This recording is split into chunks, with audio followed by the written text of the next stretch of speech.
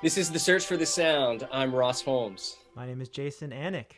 And we are joined today by world-renowned violin expert, luthier, designer, conceptualizer, Joseph Curtin. It's an honor for you to be with us today. Very glad to be here.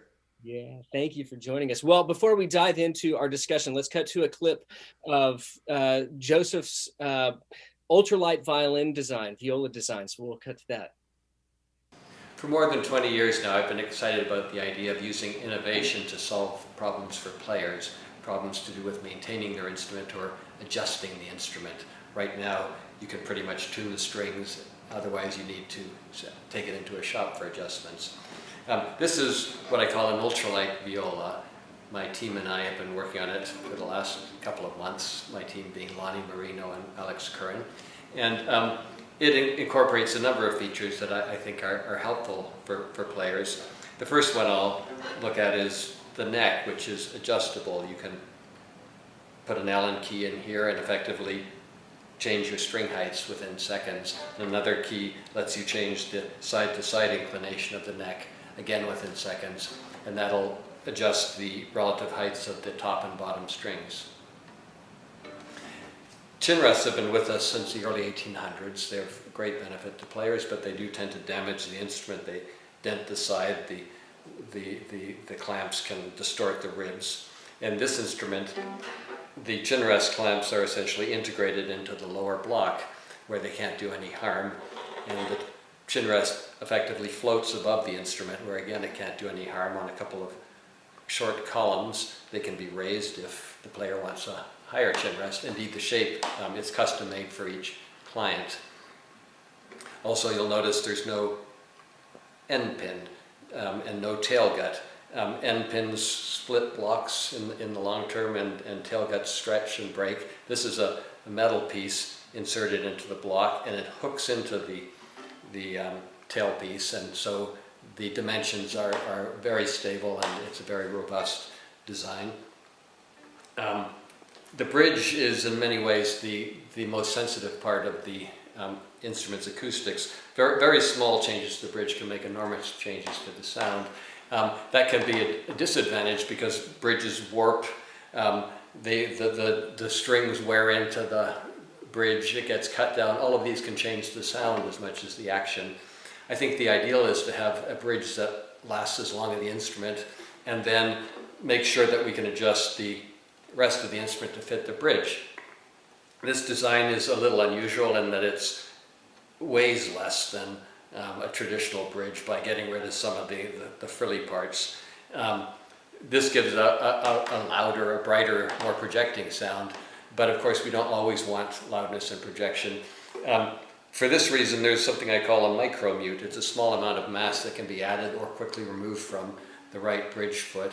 This allows the player a considerable control over the edginess of the sound, the brightness, the brilliance. For example, if you wanted to blend into an ensemble of quiet instruments, you might add a little more mass there. Well, that's fantastic. Tell us more about that. Tell us more about the experiments you're doing and what you're up to with it. Well, I realized the ultralight has become more of a much a project name as a description of the instruments. It started a couple of decades ago when I first had a Stradivari violin open and weighed the top of it, which wasn't typically done. And I saw that it weighed something like 30% less than the violin I was working on then. And that's not a subtle difference compared with all the subtle things they were talking about with varnish and purfling corners and archings. So I got interested in that and found that reducing the mass of the top seemed to make violins that, well, they sold more quickly. So describe them how you will. And then I started wondering what happens if you go lighter than the lightest old Italians. And it's sort of been a journey since then. It turns out that you can make substantially more powerful violins, louder violins, fast responding violins by using lightweight materials. The difficulty becomes in how to harness that. Players only can tolerate a certain amount of sound under their ear. It varies from player to player, and there's the violin is already damagingly loud now. I mean, people, so there's worries about that. But on the other hand, if you could somehow harness that power and make it controllable, then it seems like there'd be a wider dynamic range than is currently available. I love design. I love thinking of new things. The violin world isn't obviously suited to that. We're handed what we're told is a perfect instrument and sort of, don't meddle with it. Try and understand it, it's okay. Try and copy it, okay. But, stay away from big changes. And I thoroughly understand that. And there's a lot of wisdom in that. If you have to make something consistently with highly variable materials like wood, then it makes a lot of sense to stay within some well-worn channels. That said, I have a deep faith that anything that's designed by humans can be improved, providing you can identify what needs improving. I mean, and my initial impulse was to do something different, which I think a lot of makers feel after, doing fairly slavish copies. Oh, what can I do that somehow myself? Well, it turns out that players aren't particularly interested in my need to do something original or anyone else's, really. Not that one shouldn't do it. I mean, artists in every field are encouraged to find their own voice. But I found, or I realized, soon enough that it's really innovations that could solve problems for players that would be likely of interest, and that sort of tended to focus me on more relevant questions. And I made a list a long time back, but I think it was 26 things wrong with the classical violin.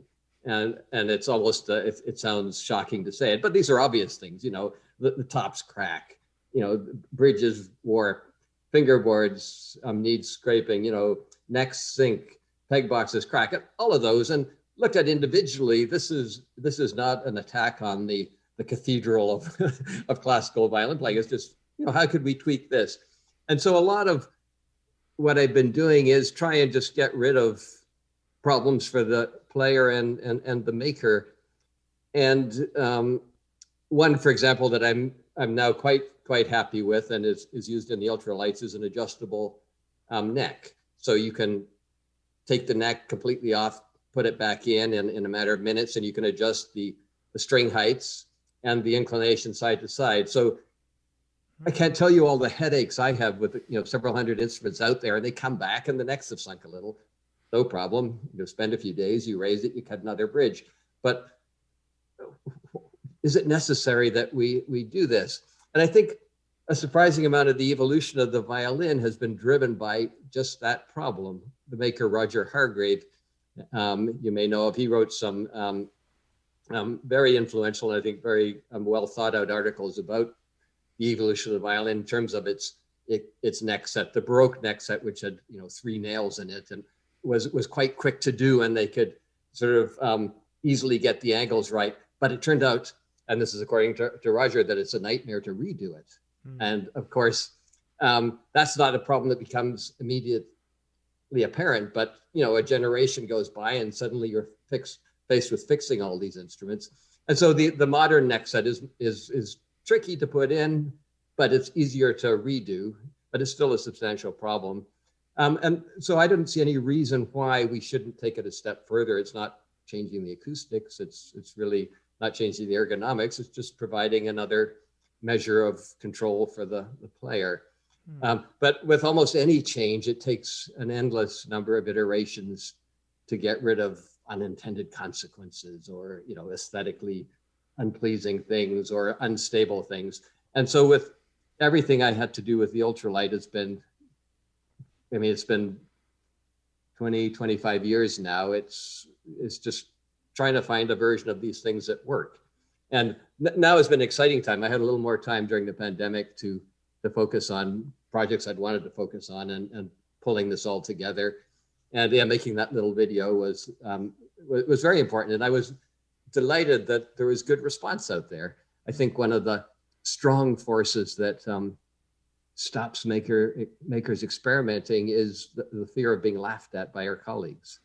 And or by players, or players will be embarrassed to walk on stage with this because their colleagues will laugh at them. I think that's a sort of overdeveloped immune system that a culture has. They they don't like things coming in. But in fact, I think a lot of that is part of more to do with the makers than the players. I think the players are interested in anything that will make their life easier. And indeed, the evolution of the violin from the so-called golden period, it sort of more or less went inside, to do with the bass bar and the, details. It's kept going, and always in ways that are helpful to the player or the maker.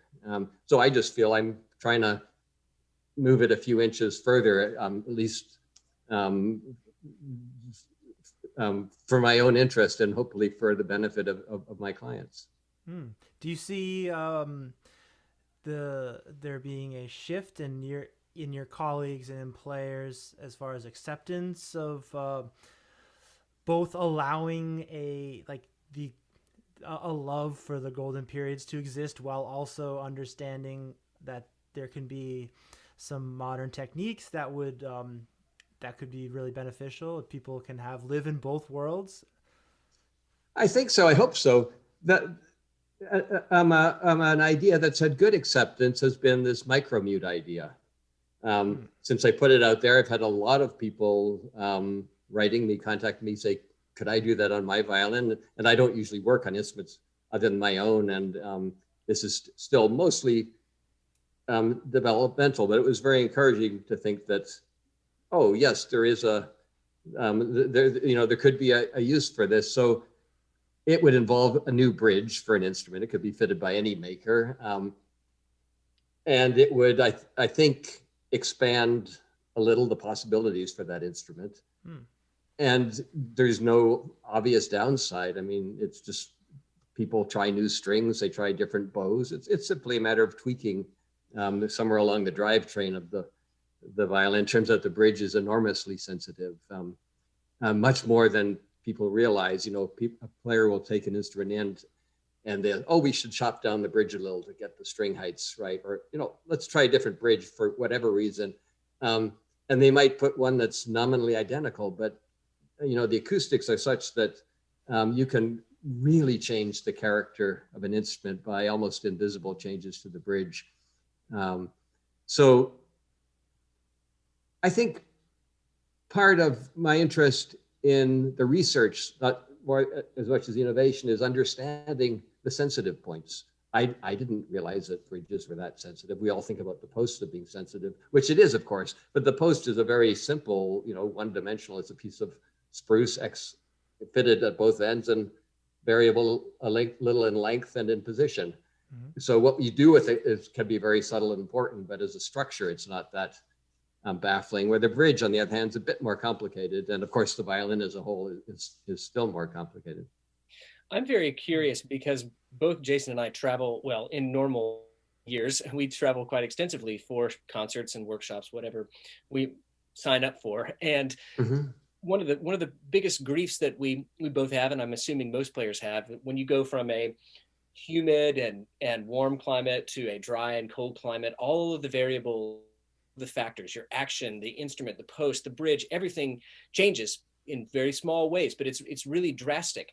With this bridge that you're talking about and the mute aspect,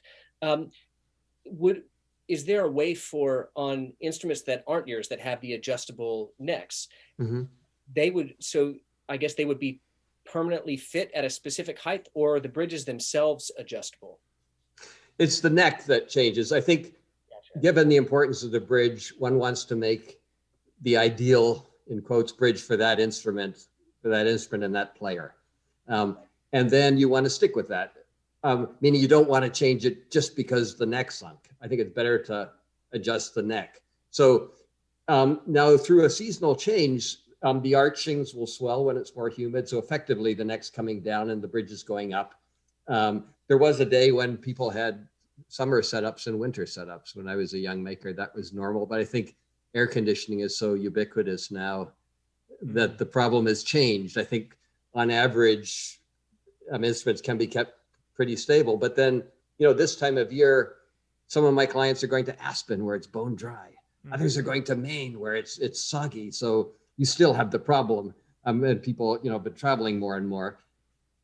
So it is a problem. And if you go to the heart of the problem, it's because wood is susceptible to humidity, to changes in humidity. And there's no reason in principle that we shouldn't design around that. We know how to keep humidity out of something. We do it all the time with junk food. I mean, the particular polymers they use for, pharmaceuticals and cheese puffs will keep vapor from penetrating for a long time, and certainly more than an annual season, whereas the varnish we put on instruments has very little power to stop vapor transfer. So it's quite easy to imagine a violin with a thin coating on the outside and on the inside, which keeps it always at the same humidity. You'll get people saying, oh, but the wood has to breathe. Well, no, it doesn't have to breathe. That's a metaphor. There's no reason to think the wood needs any air exchange at all. So again, it's easy to say that. To actually implement it is another question. Is this coating going to be transparent? Is it going to be, do we care if we change the look? How much do we care? All those sort of things. It takes a long time to work out. Yeah. And I know you do a lot of experiments, acoustical experiments as well on the sound front. Can maybe detail some of the ones that you've done over the years and what, how that informed some of your designs as you've been moving forward? Sure. My interest has been twofold. One is in how to measure the sound of an instrument. And people have been trying to measure the sound of violins going back to the 1930s with computers and electronics and transducers. Now it's relatively trivial to do it in principle, but trying to find out a way to do it is complicated. And I've spent a lot of time, almost 20 years now, designing equipment for doing that. I just spent a couple of months preparing for a talk about evaluating that method, the ins and outs and how to improve it and how to make it less expensive. So that's been fascinating, and I rely on it extensively. I mean, every instrument I finish, I measure a number of times. I'll see how the spectrum or the profile looks compared with other instruments I've measured that have been successful in under whatever terms, or depending on the client I'm working for. And I compare it to the instruments on an airplane. I mean, you can fly an airplane, I gather, by eye and by experience, but when the weather gets bad, it's really good to know you've got some instruments that are going to tell you where they are. And I find that playing the instrument myself, I'm nowhere near being a great player, but it's also, you hear it so much, it's hard to be objective. And I think it's a problem in a lot of the arts. If you're writing something, you keep reading it and eventually you don't know what you're doing and you have to step away. Or if you're painting, you might need to step away from a few days. Or I think it's a general problem and a specific one. But I find it incredibly useful to have some sort of objective measure. It's not a complete picture of the violin sound. It's rather like a photograph. Is it a photograph good enough to recognize someone's face, or to see if they've grown a beard, or it's that sort of thing. It's useful, but it's not possible to do a comprehensive measurement of a violin, and that would be just a lot of data. But it's very interesting to try and identify the measurable parts of the violin that make a difference to what people hear and how they judge instruments. And that is related to the other half of my interest, which has become these psychoacoustical tests, blind tests. What differences can people tell? What's the difference between old and new? And a lot of questions which I thought I knew the answer for in that area were very, very surprising indeed. Wow. Have you done experiments? I've been thinking about just for somebody like in Ross as well. We've played so many different instruments, and it's always amazing when you might play something and you think it's the best thing you ever heard, but the sound that's carrying, like Ross could be on the other side of the room and be like, it's not as good as you think, or vice versa. You play an old violin, you're like, wow, this is what's going on, and right there, they're saying that's it's beautiful, whatever is happening. So this fascinates me, the ear sound. And is that something that anyone's measured, having a microphone here versus in a room?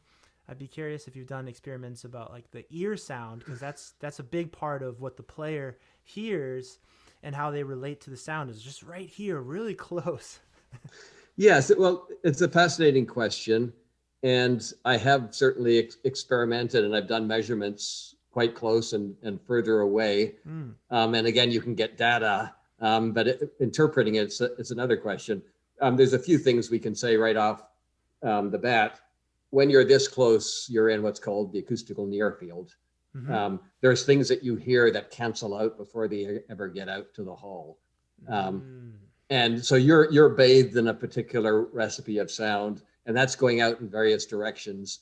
And the hull, whatever it is, tends to collect them together and mix them for the listener. And depending on what position they're in, it can make a big difference. Now there was a kind of a core belief in the violin world that I grew up with, that that old instruments sounded mellow under the ear, but they projected well, whereas the new instruments sound loud under the ear, but they somehow stop at the sixth row or whatever, in the hall, whatever people say. And I believed it, and it seemed like a legitimate mystery. Like, how is that possible? It doesn't seem, in terms of physics, I mean, there isn't old sound waves and new sound waves. There's sound waves, so something must be different, must be happening with the instrument. So I spent a lot of time trying to find a mellow old Italian that projected well, mostly going by reputation, but it seemed that the ones that projected well were actually pretty loud under the ear. And that's where I met Claudia Fritz, and we started designing actual experiments to do it. And in terms of, well, the Paris experiments, I don't know if you were aware of that, or the New York one, which came after that. It pretty much showed, no, the Paris experiment too, that the instruments that projected best according to the audience were generally considered louder under the ear by the player. And yeah, we were unable to find the instrument that players would describe under blind conditions as softer under the ear, and that audiences would describe as projecting. We did an interesting experiment, which we haven't published yet. We're in the process of that, about loudness and projection. I think we'll be able to show that loudness and projection are the same thing. But in the culture of the violin world, loudness has negative connotations. It's not a compliment to say your tie is loud, or your friend is loud, or your violin is loud. And they'll often use it for new instruments where they use something else for old instruments. And I think that's just, it's unfair, and it's not based on anything real. If you level the playing field, which you do by taking the visuals out of it, if you divide an audience in two and ask one half randomly pick to decide which is louder, and the other to say which projects better, I think you'll find that they're the same. With that sort of experiment, you can gradually hone in on things. Now, it does seem, though, that players are various in what they want under the ear. I remember reading about an experiment they did with, I think, car noise at the University of Michigan some decades ago, where a part of the population really objected to low frequencies, and another part of the population really objected to high frequency. This is a noise. And I don't know, it was like a 60-40 or something like that. And I always thought, I wonder if it applies to instruments. And well, you wouldn't think that anyone who doesn't like high frequencies under the ear would play the violin, but they do. And I think there's a lot of violinists, and nothing to do with how good they are, great violinists and bad violinists, who really don't like a lot of highs under their ear. And they are drawn to mellow instruments. And they want to believe they can be heard. Now, in favorable conditions, any violin can be heard, and heard very well. I mean, in a small room, it doesn't take a lot. In a more competitive musical situation, like in a concerto, though, I think you've got to be very careful. And another problem, which I'm becoming aware of, is even soloists, they don't necessarily get back honest feedback from their audiences or from their managers, or it's how do they know? I went to the San Francisco Symphony performance of a famous violinist, I won't mention who, but a colleague of or client of mine in New York says, "Tell me what you think of his fiddle. He's trying a new old Italian." And as soon as the solo came in, my wife and I looked at each other like, it was, I think, one of the worst projecting instruments I've heard in a concerto setting. So I asked afterwards, my friend in the orchestra, well, does the orchestra manager say anything? Oh, no. I mean, no one wants to insult a Stradivari. No one wants to suggest to a player that their instrument is projecting. And of course, people do find out. I think there is a general, in the end, but there's not a direct line. Is this instrument projecting well or not? There's another factor, I think, that if the orchestra respects the player, they will take things down so the instrument can be heard. And I've heard this directly from quite a few orchestral musicians. If they don't like the soloist, or the soloist is they don't think he or she plays very well, then they can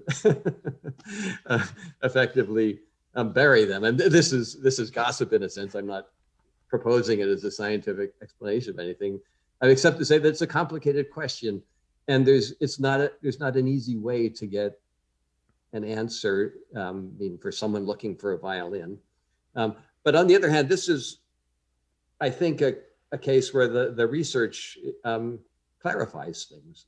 I think we've shown, we will show, and we will publish things showing that instruments that are loud close up are also loud in the hall, and that is the same thing as projection. Now, whether that means it's suitable for you as a player is a different question, but I think research can help sort out some of these myths out, which are otherwise, I think, very confusing. I know it confused me as a professional maker for a long time. Mm-hmm. It's amazing. There are so many variables when players are not only choosing instruments, but when they're listening to instruments. I've found personally, having been to plenty of these shops, I know Jason has too, when you're drawn to an instrument by the aesthetic, there's already something that's triggered in your mind where you might sort of convince yourself, oh, this one's going to sound fantastic because it looks fantastic. Other instruments may be very plain and bright orange kind of varnish, and you're not so drawn to it. So in your mind, you kind of go, this might not have the sound that I'm after. And so you're already setting it up for some type of failure or pseudo failure or success in that environment. I'm curious, as a luthier, you've had, I'm sure, countless discussions with players, clients. When players are searching for an instrument and you're given the opportunity to craft, how much are you able to manipulate the instrument to adjust the actual sound? For us as fiddle players leaning on the folk side, we both prefer darker, mellow, powerful instruments that, again, as you were saying, don't have those highs, but we're not necessarily listening to ourselves out front, so we don't know necessarily how well it's projecting. How are you able to, based on the preferences of a player's goal sonically, how able are you to manipulate the tonal properties of these instruments? A fair degree, I think, by choice of model, choice of wood, and primarily in the setup. I feel that I have a certain concept of sound that I find convincing, and I expand it, and I can see, different sides of it. This is a little warmer, this is a little brighter, but I still have an area which I feel I'm most comfortable and most effective as a maker. And if someone comes to me looking for a very dark instrument or a very warm instrument that's, not too much highs, I'd probably say I'm not the maker for you. Not that it couldn't be done, but it's not really what I do best. But you touched on an interesting question, if I can just jump back a little, about the aesthetics. And That's is very important, and we know, psychologically that what we hear is very much influenced by what we see. I mean, we're primarily visual beings, and that plays out in all sorts of ways. The interplay between the senses is a very interesting area of research, and they know there's colors that make wine or beer taste better. It's just our brain has these odd connections, probably with archaic origins, where things are connected, and our arts obviously exploit these in rich ways. But I think there's a lot of just arbitrary things too. Now, you mentioned a bright orange violin versus an old one, which is typically more varied and it's got textures, and it's a great example, and it's a very interesting and difficult problem, I think, for a maker. I think the extraordinary beauty you see in some old instruments is partly the original maker's concept and execution, but a lot of it has to do with the effects of time on wood and on varnished wood. And if you're looking at an old church pew, or it's just something that happens that's kind of magical. And that which happens is a very rich metaphor for the sounds we love. We think of good violin sound as complex and many layered and textured, not as monochromatic and shiny. It's just right. I think that the struggle is to make an instrument that's a good visual metaphor for the sound, so that they're all consonant and they come together. And so what we typically do, and I've certainly done for a good part of my career, is you antique it somewhat. You give it a patina.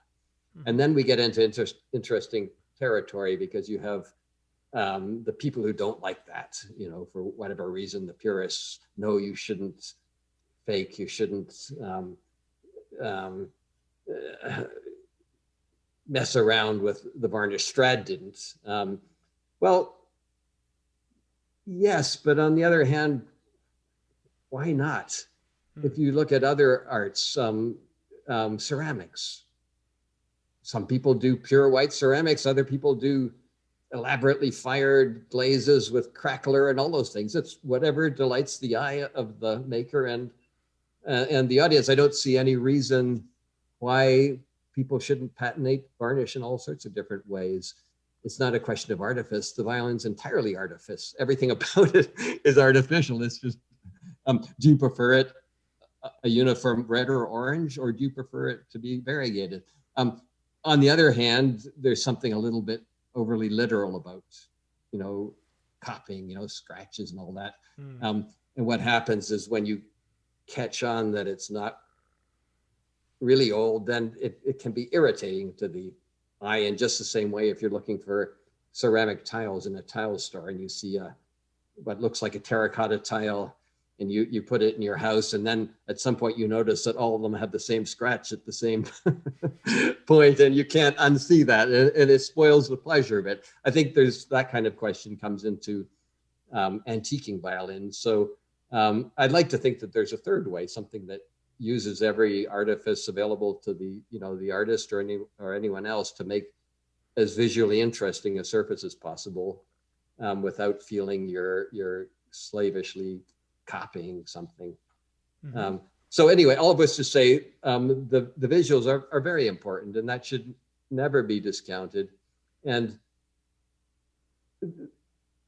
also the history is very important and shouldn't be discounted.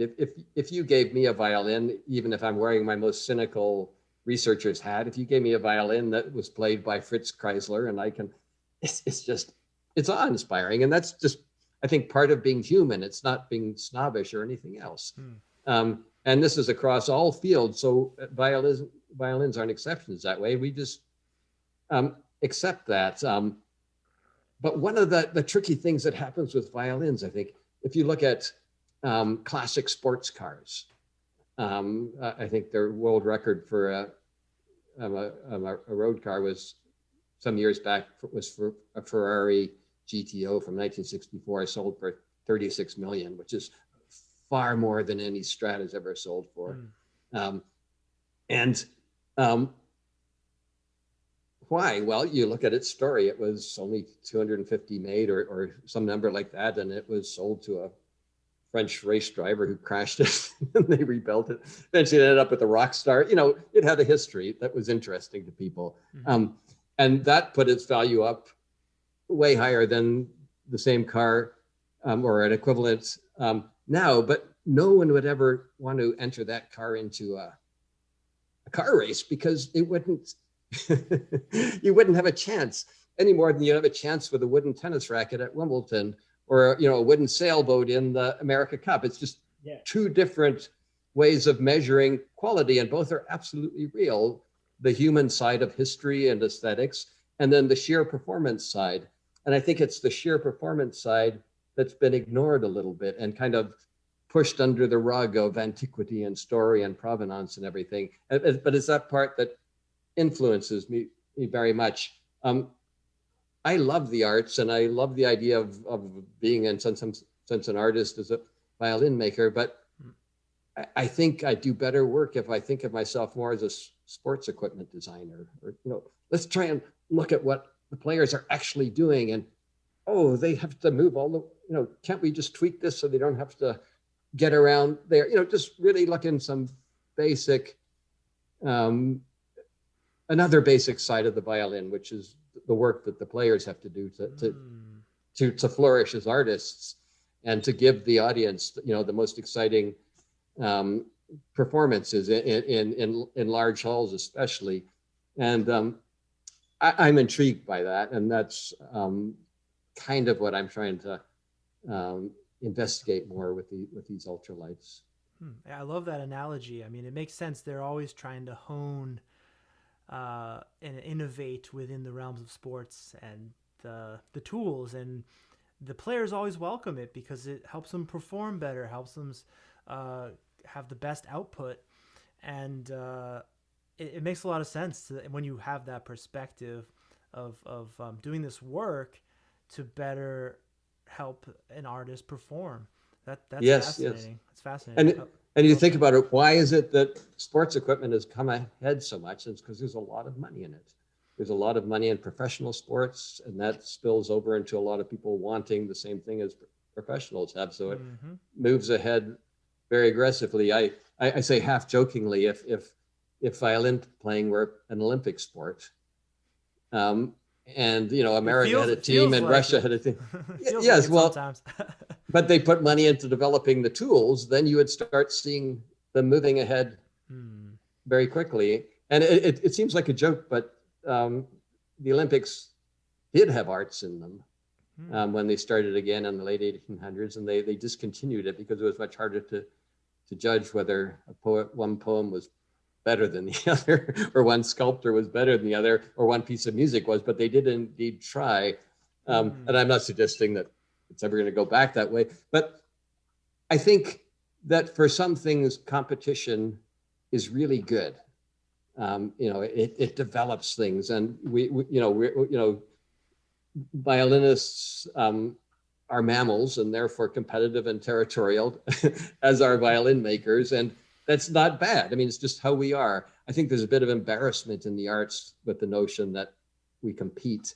And fair enough, I understand where that's coming from because it can squelch some other parts. But on the other hand, I do think that for developing things, it's quite useful. I don't know where I'm going with this. I'm just talking. One thing. So yeah, you're talking about innovating and constantly trying to perfect it, but you've also made some bench copies, and you've actually did a bench copy of one of my all-time favorite violins, at least that I've heard, and in I think it's currently in Midori's hands and was Rogério Ricci's.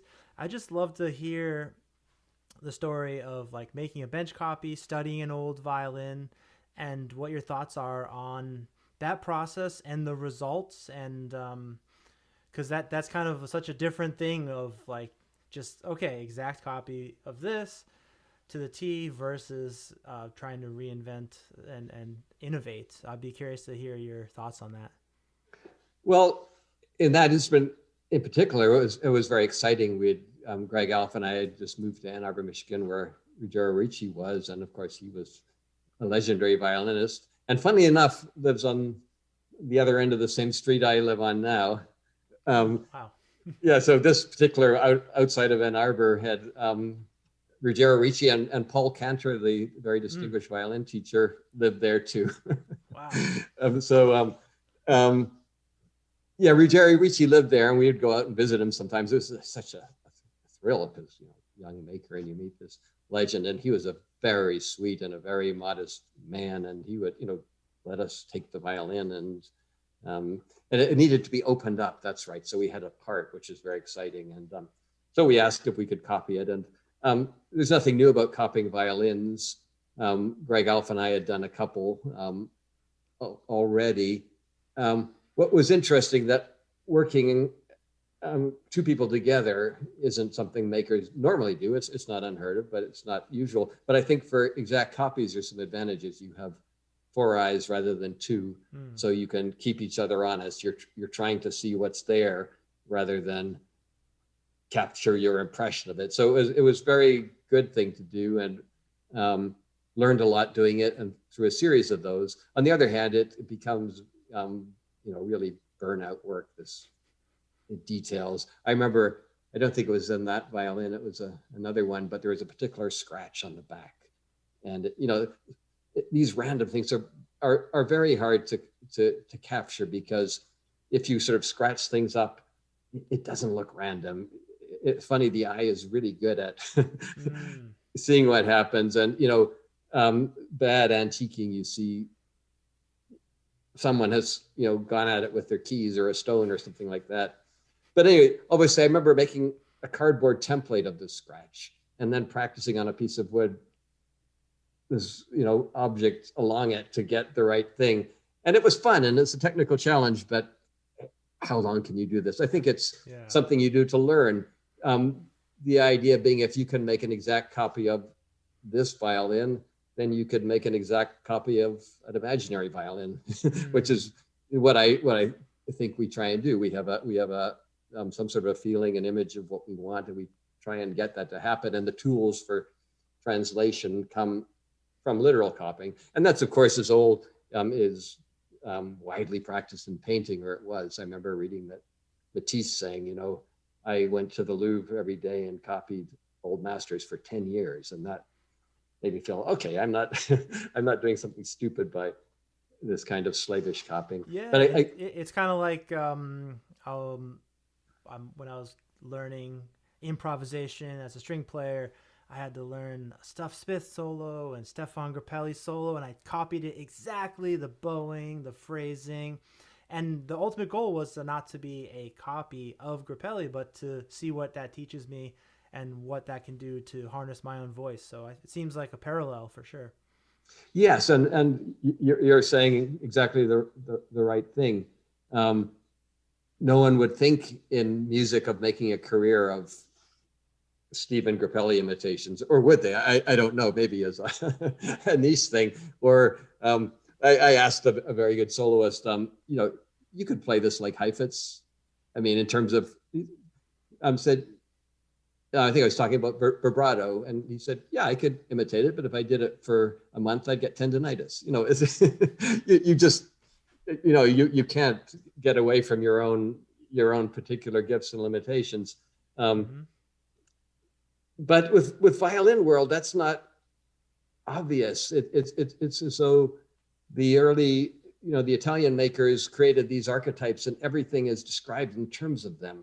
If you show a violin maker a particular outline, they don't so much, or often they don't so much see the actual curves, or as, oh, that's kind of a Guarneri corner, and it's got more of a Guadagnini feel here. You know, we just use that language a lot, and which is fine. You know, it's when you consider that these were the primary influences through, you know, most of subsequent work. And just as if you go to an art museum, you can look at paintings, you know, from the last 100 years, and you say, oh yeah, there's this guy liked Matisse, or this guy had seen Picasso. You know, there's nothing surprising about that.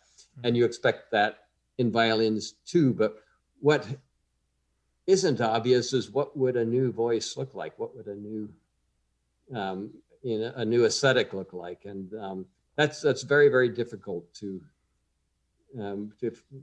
frame an answer to. And there hasn't been a Picasso evolution really yet, or at least where Picasso studied all the greats and could emulate to the T some of the things that he could just perfectly paint exactly the old masters, so that he could then kind of understand that, and then, and like you said, imagine a new way of doing it. And then eventually, then his original work and where he ended up was then like, wow, very much respected. But at the time it was a little bit, it was just people were ready for it or didn't accept it right off the bat. I'd be curious if there will be that kind of Picasso moment in violin world. Yeah, it's interesting.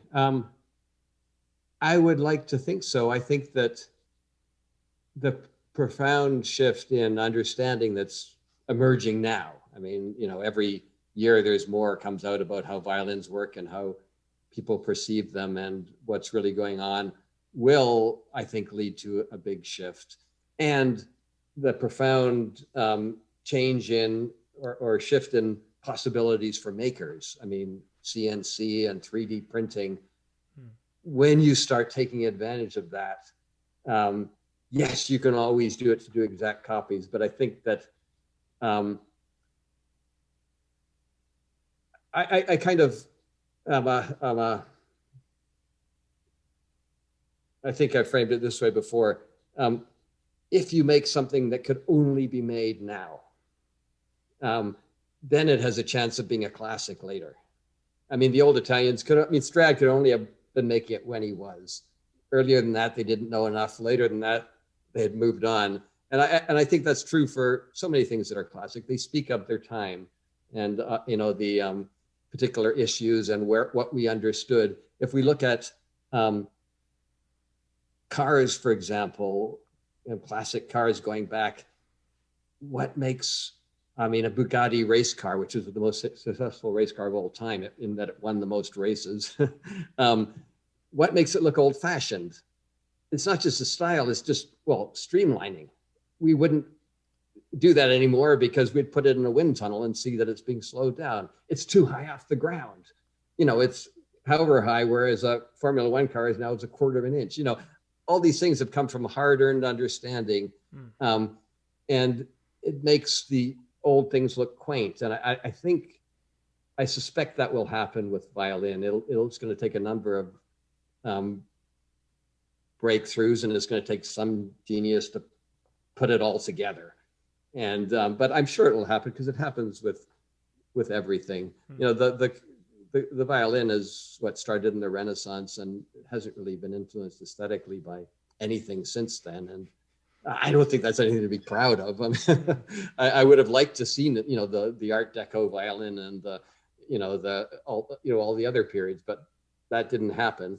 But I don't see any reason why it shouldn't happen. Of course, we live at a strange period of history where who knows in 50 years what's going to be around. But then again, the golden period of violin making ended with everything crumbling, invasions in Italy and the guild system falling apart. So, in a certain sense, there's always this uncertain future, but, humans do things anyway. And I hope violin making will continue to progress.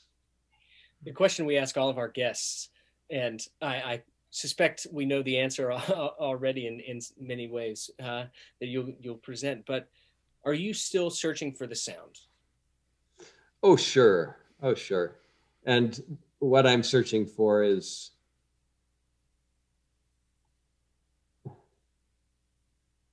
it's a combination of things I've heard. I'll just tell you, just the other day, I was in the recording studio with an ultralight violin and viola, and they played the Handel Halverson Passacaglia. And I was pretty pleased with it. And then I listened to a YouTube of Pinka Zuckerman and Itzhak Perlman doing that. Mm-hmm. And immediately the sound of his viola, which had these, profound depths, but also this sizzling cutting edge on it. I said, damn, what's going on there? Is this the acoustics? Is this the recording engineer? Is this the instrument? Let's pretend it's the instrument. What would I need to do to my violas to get that sound? So yes, of course, you know, it's, I didn't grow up musically. That came to me in adolescence, and I fell in love with the violin and with the love of with the sound, particularly. It just sent shivers down my back, and both of you, I'm surely felt the same. And it continues to be, for some reason, just one of the most exciting sounds in the world for me. Good string instrument sound, and yeah, it's a perpetually renewing question of how to do it better, and what does that mean, and what variety is available. And I hope I never come to the end of it. We hope you never do either, because your instruments are astounding, and the work that you have presented to the string community at large is invaluable. Thank you very much. I appreciate it. Absolutely. Of course. Thank you so much for joining us. This has been one of the most enlightening conversations that we've had, not only as a guest, but just in general about violins and the future of violin making. It's been an absolute privilege for us to have. I love talking about this. I love talking about this kind of stuff, especially to such interesting and informed people as you. So best of luck with your series.